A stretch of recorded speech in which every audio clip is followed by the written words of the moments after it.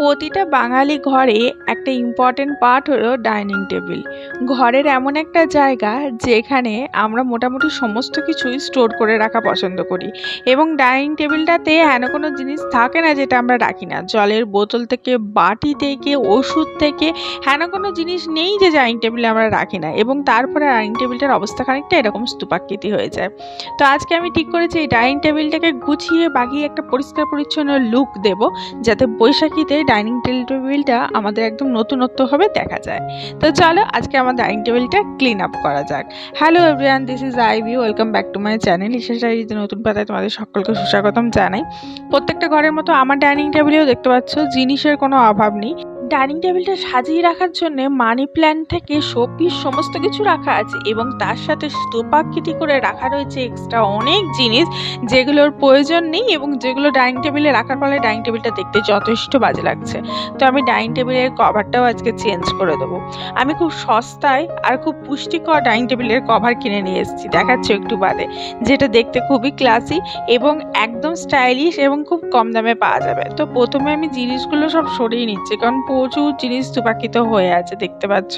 মানে হেন কোনো জিনিস যে নেই এখানে জলের বোতল, গ্লুকন-ডির কৌটো, আমার হটপট, ট্রে, মানি প্ল্যান্ট, রাত্রেবেলা জল ভিজিয়ে রাখি সেই ঘটি, সেই সমস্ত কিছু। তো সব কিছু সরিয়ে দিলাম। এবার ডাইনিং টেবিলের কভারটা সরিয়ে দিচ্ছি। এটা ফেলবো না, এটাকে কেচে পরিষ্কার করে তুলে রাখবো, পরে আবার এটাকে ইউজ করবো, ভেবো না ফেলে দেবো। নিচে একটা কাপড় রাখা ছিল, দেখতে পাচ্ছ। এই কাপড়টা রেখে তার উপরে ডাইনিং টেবিলের কভারটা দিয়ে রাখি, যাতে করে গরম টরম জিনিস রাখলে কোনো অসুবিধা না হয়, আর কভারটা যাতে প্রপার সেট থাকে। নিচে যদি একটা কাপড় দেওয়া থাকে তাহলে কভারটা এদিক ওদিক হতে পারে না। তো এই কাপড়টা যেটা আছে এটা তো কাচবেই ওয়াশিং মেশিনে দিয়ে, তার জন্য এই কাপড়টা দিয়ে ভালোভাবে ডাইনিং টেবিলটা পরিষ্কার করে নেবো। শুধু ওপরটা নয়, নিচেটাও পরিষ্কার করে নেবো, কারণ নিচেটা ঢাকা পড়ে থাকে, সুতরাং এই নিচের জায়গাটাতে বেশি ধুলো ময়লা ঝুল জমে। আর কাঠের জিনিস তো একটু পরিষ্কার পরিচ্ছন্ন না রাখলে ধুলো ময়লা পড়তে পড়তে কেমন একটা কালচে ভাব চলে আসে। এই ডাইনিং টেবিলটা অনেকটা পুরনো, এবং এটা আমাকে আমার শ্বশুর শাশুড়ি গিফট করেছিল। শ্বশুর শাশুড়ি নিজে আগে ইউজ করতো, তারপরে যখন আমরা আলাদা হই তখন শ্বশুর শাশুড়ি এটা আমাদের দিয়েছিল।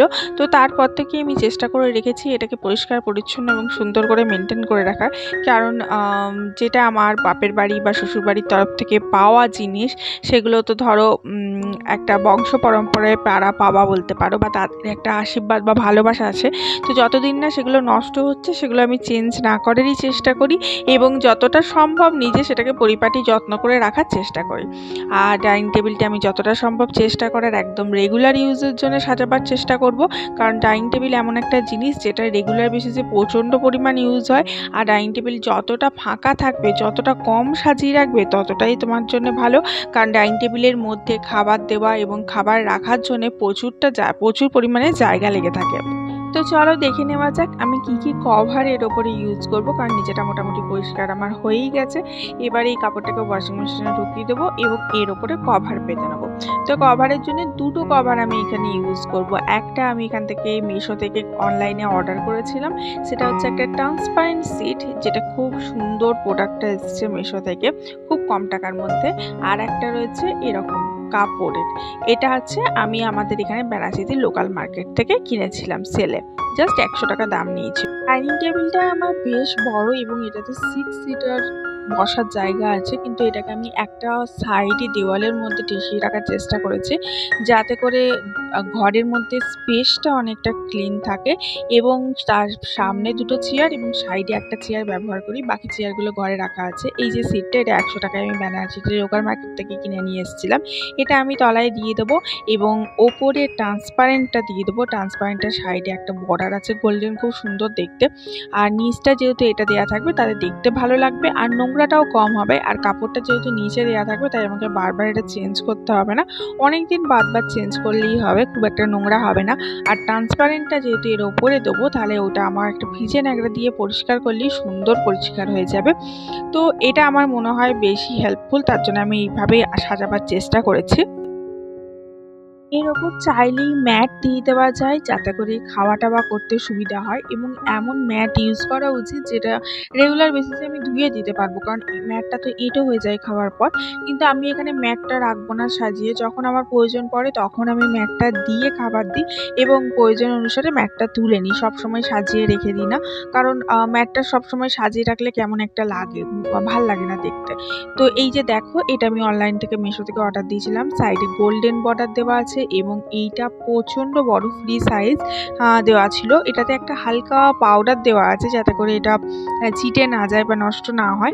আর খুব সুন্দর প্রোডাক্টটা, খারাপ নয়, আর যে কোনো টেবিলের জন্যই সুন্দর মানানসই হয়ে যাবে। আমার টেবিলটা কিন্তু ওভাল, আমার টেবিলটা কোনো স্কোয়ার বা অন্য কোনো শেপ নয়, তার জন্য যে কোনো জিনিস এখানে খুব একটা ভালো লাগে না।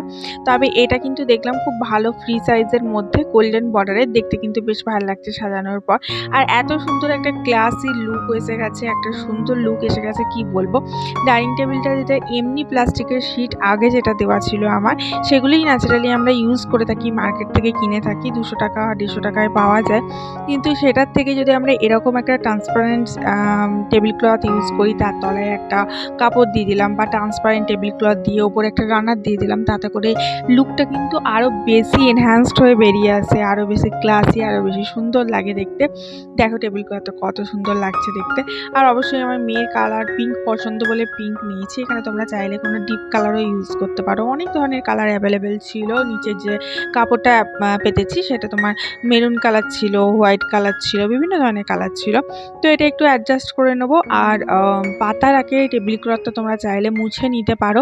আমি পাতার আগে মুছতে ভুলে গেছিলাম, তাই পাতার পরে মুছে নিলাম সুন্দর করে ওই পাউডারটা যেটা লাগানো ছিল।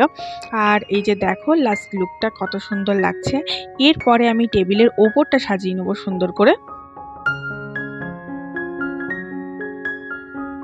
ট্রান্সপারেন্ট টেবিল ক্লথ কিন্তু অনেক ধরনের পাওয়া যায়। একটা প্লেন ট্রান্সপারেন্ট পাওয়া যায় যেটাতে সাইডে বর্ডার থাকে না, আর দু ধরনের বর্ডার অ্যাভেলেবেল থাকে, একটাতে গোল্ডেন থাকে আর একটাতে তোমার হোয়াইট কালারের থাকে। তো আমার গোল্ডেনটা বেশি ভালো লেগেছিল, তাই গোল্ডেনটা অর্ডার করেছিলাম।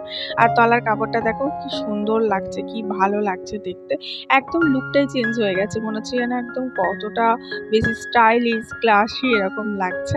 আমার তো বেশ ভালো লাগছে। তো ডাইনিং টেবিলটা আমি চেষ্টা করব খুবই নমনীয় জিনিস দিয়ে সাজাতে, ওপরে এক গাদা জিনিস একদমই রাখবো না, তার মধ্যে যেগুলো এসেন্সিয়াল জিনিস সেটুকু রাখবো। একটা ট্রে রাখবো, যে ট্রের ওপরে আমি একটা মানি প্ল্যান্ট সাজিয়ে রাখবো এবং একটা শো পিস আছে সেই শো পিসটা সাজিয়ে রাখবো। অবশ্যই ডাইনিং টেবিলে জলের বোতল রাখাটা মাস্ট, আমি স্টিলের জলের বোতল এগুলো ইউজ করি, একটা আমাদের জন্য একটা আমার বাবুর জন্য। তো সেগুলো রেখেছি, এখানে নাটস রেখেছি কিছু, যখন তখন খেতে চাইলে খেতে পারবে এবং জলের বোতলগুলো থেকে জল নিয়ে খেতে পারবে, তার জন্য একটা গ্লাস রেখেছি এবং এই ট্রেটা সাজিয়ে রেখেছি, আর জন্য মানি প্ল্যান্ট রেখেছি, খুব সুন্দর লাগে দেখতে। আর পাশে যে বাউলটা রেখেছি, বাউলের মধ্যে রয়েছে ন্যাপকিন আর কিছু ছোট ছোট চকলেট, যেটা আমার মেয়ে সবসময় বার করে খেতে থাকে। তো এই হচ্ছে আমার টেবিলটাকে অর্গানাইজ করে রাখা। কেমন লাগলো অবশ্যই জানিও, ভালো লাগলে লাইক করে শেয়ার করে চ্যানেলটা সাবস্ক্রাইব করে পাশে থেকে দেখা হচ্ছে নেক্সট ভিডিওতে।